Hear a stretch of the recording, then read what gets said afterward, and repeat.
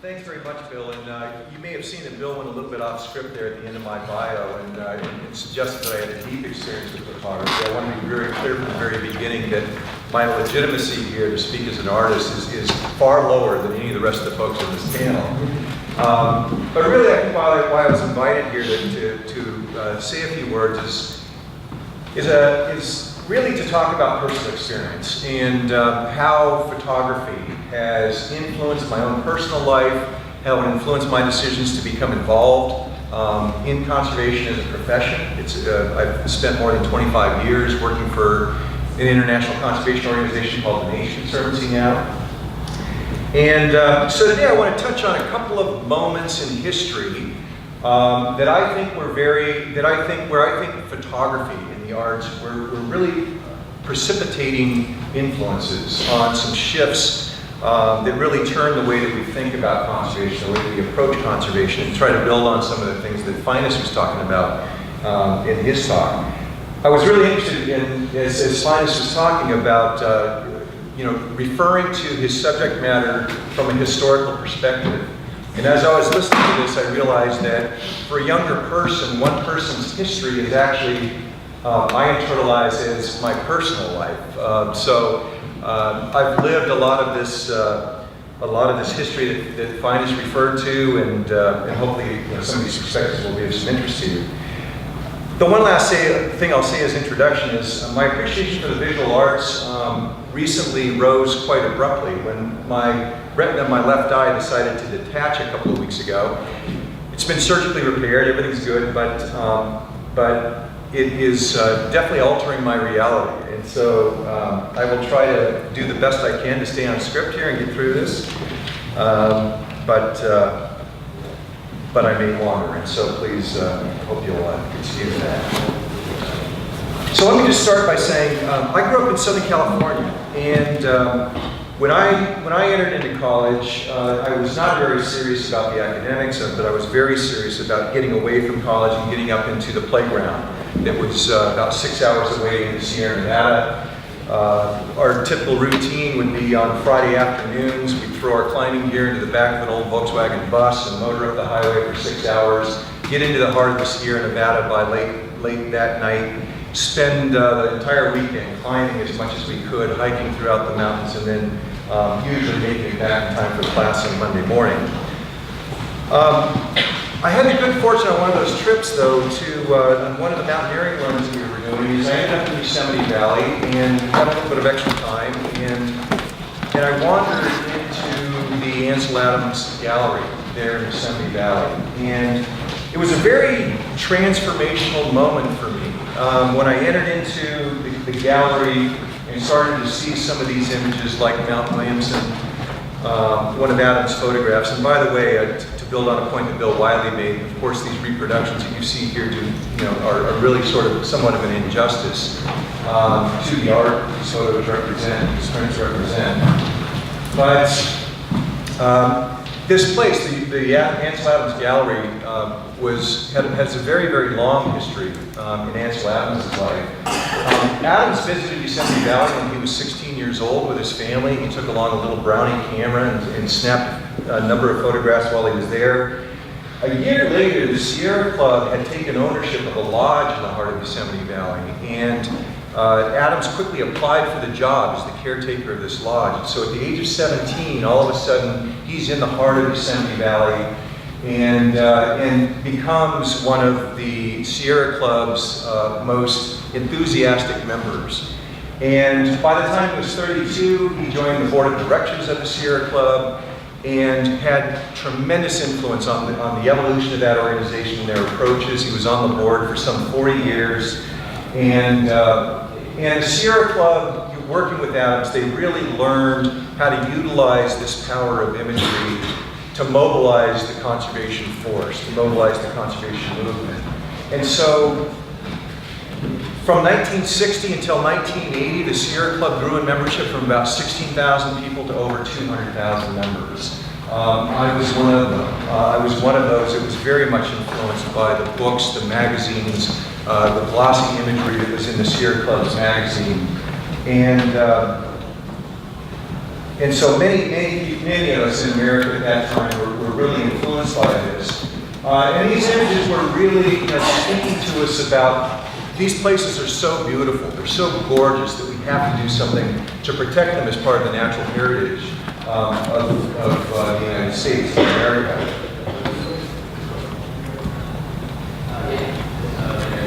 And so, when I returned from college after that experience of wandering into the Ansel Adams Gallery, I was really, it had such an influence on me, and I was very anxious to dive into photography myself. I started taking all the photography courses that I could. We were mesmerized by the work of people like Ansel Adams, Edward Weston, Imogen Cunningham. We learned about that back in the 1920s and 1930s, they formed a group that was called the F-64 group that was really marked a pretty significant shift in the pursuit of photography, a very little interpretation of the landscape, a very strong focus on sharpness, on acuity, on depth of field, on trying to render the landscape in a very, very technically accurate manner.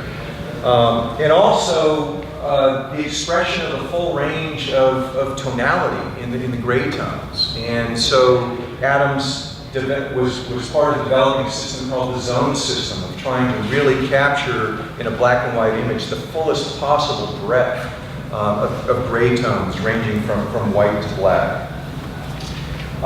For us, for myself and a couple of friends, this was the joining of the mountaineering pursuits and photography for us, and so we would load up these large format cameras into our climbing packs, which was no easy task, of course. This is heavy equipment, large tripods, and also with the challenge of carrying these large film plates that you would have to very carefully protect, and while you were traveling in some pretty harsh terrain.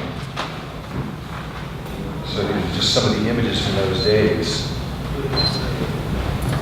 Then also in the 1960s, there was a very interesting change that began in the United States. And I would characterize that as a bit of a change from seeing nature as something to be, seeing nature in its pristine state, and the appeal being you have to protect this in its state, toward a shift toward beginning to document how some of those places were being lost, how some of them were being damaged, how some of them were being converted. And very notably, this was a time when rivers became a focus of the conservation movement in the 1960s. By that point, the United States was building dams on rivers at a pace that was never before and never since matched. In the last 50 years of the 20th century, the American government built one large dam on average each day, every single day for more than 50 years. And so it was a tremendous development push. And one of these places was along the Colorado River in a place called Glen Canyon. And the landscape photographer Elliott Porter became aware of this proposal to build a dam in Glen Canyon and became very concerned about it. And so he started making frequent trips into the canyon to try to document what was there, to try to learn as much about what was there. And that work was eventually captured in his book. It was called The Place That No One Knew, because this really truly was a place that was very lightly visited. Not many people in the United States had ever been into Glen Canyon, and of course this is the place that eventually Glen Canyon Dam was built. I think Porter really, he felt at a very personal level a great sense of loss.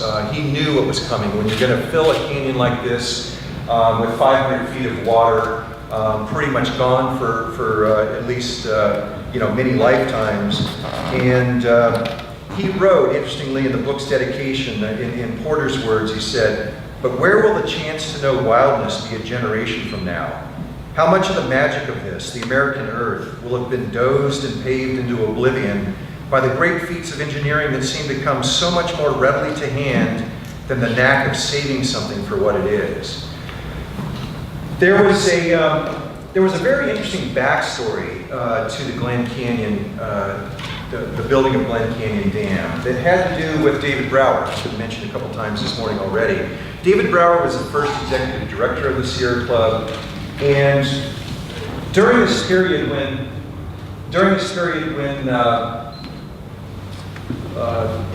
as a lot of these dam proposals were being put forth, and Brower serving as the executive director of the Sierra Club, he found himself in the uncomfortable and awkward position of being a deal maker, of really having to engage in some Faustian bargains over places that the Sierra Club were going to line up and fight tooth and nail, but at the same time he was forced to make some agreements about places that they were not going to engage, that they were going to let go forward. Glen Canyon was one of these.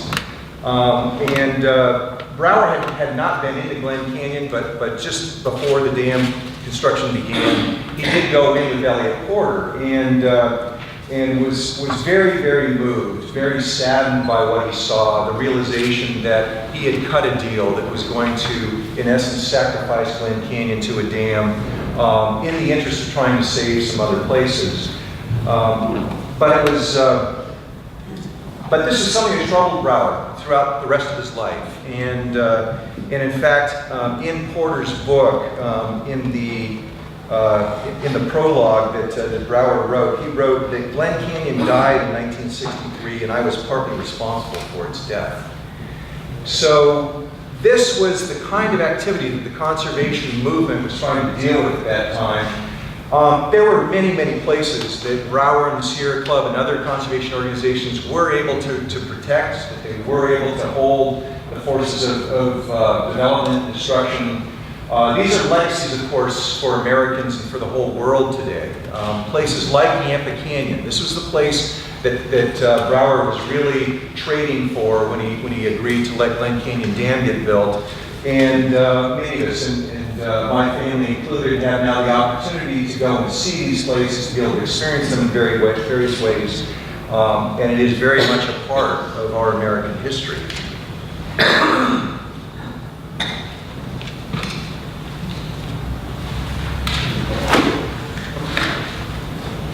And then toward the end of the 1960s, there was a couple of events. Linus touched on this a little bit. Let me amplify it just a little bit more. There were a couple of things that happened actually in 1969 that had a very influential impact on American thinking, American consciousness, and in particular also the way that Americans approached conservation and their responsibilities to the environment. And I would say that one of the really interesting things, this is a river in Ohio. It's called the Cuyahoga River.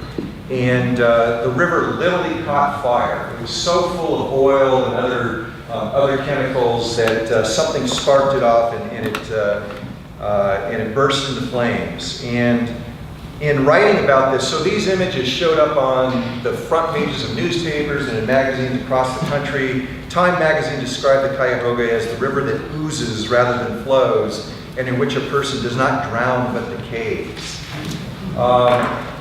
And so this is really a time, I think, when we shifted from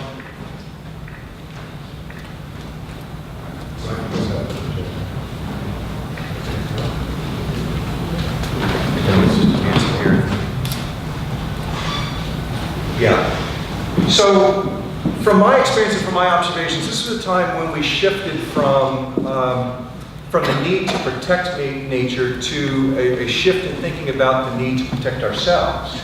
That we were in fact threatened by some of the development activities and some of the things that were taking place in the world around us. And as Linus suggested, it was sort of a time in which we shifted from what might have been characterized as a conservation movement to more of an environmental movement. And again, it's changing from protecting that out there to starting to take care of ourselves. Another really important event that happened at the same time was a huge oil spill in 1969, right off the coast of Santa Barbara. And it was images like this, I think, that really stirred the passions, the emotions of the American people. These are very visceral. When you see images like this, you can't help but experience a sense of this is just plain wrong. We cannot allow this to continue. It really tugs on the heartstrings in a very, very visceral way. And in fact, when Gaylord Nelson went out, a senator from Wisconsin, when Gaylord Nelson went out to Santa Barbara to observe the soil spill firsthand, he had the thought at that moment that of the combination of this sense of repulsion from these kinds of environmental damages, and putting that together with his understanding of how powerful the college campuses had been in the anti-war movement in trying to fight against the Vietnam War. And Gaylord Nelson at that point conceived this idea of an Earth Day, which of course in 1970, in March of 1970, was the very, very first Earth Day. So a couple of these events, of course, building sense of environmental damage, but a couple of these events were very, very catalytic in shifting the thinking about this. And so Earth Day 1970 drew the attention of people across the United States, gatherings of tens of thousands of people, particularly on college campuses across the country, resulting from that. So the one last image or precipitating event that I wanted to share with you was what I think was the very powerful moment when some of the first photographs started to come back from space. And I think that for many of us that were watching the television and seeing the magazines at that time, there was a real shift in our whole sense of being, in our whole sense of purpose, our whole sense of responsibility as human beings on the planet. I think for the first time, it was the world, it was our planet, Earth, set apart. And being able to see it this way, and I think the sense that this is such a fragile little planet that we all live on, that there is a sense of stewardship, that we really need to take care of this place, that it could be so easily damaged, that in fact things were happening on this planet that could affect the health of the entire globe, of the entire habitat on Earth. And so I think that was really the beginnings of the feeling of, again, a sense of stewardship, a sense that, a realization that, yes, we were going to have to develop the resources of the planet. Yes, we were going to, development was going to need to take place. Yes, we were going to have to accommodate the addition of more and more people onto the planet, grow more food, utilize more water, generate more electricity. But at the same time, this concept of sustainable development started to really work its way into the environmental consciousness. This idea that, yes, we had to do that, but we have to do that in a way that's the least damaging manner possible. That we have to be careful about how that development process takes place. And I would say that this largely characterizes, I think, where a lot of us working in the conservation movement are focused on today. So, thank you very much, and appreciate the opportunity.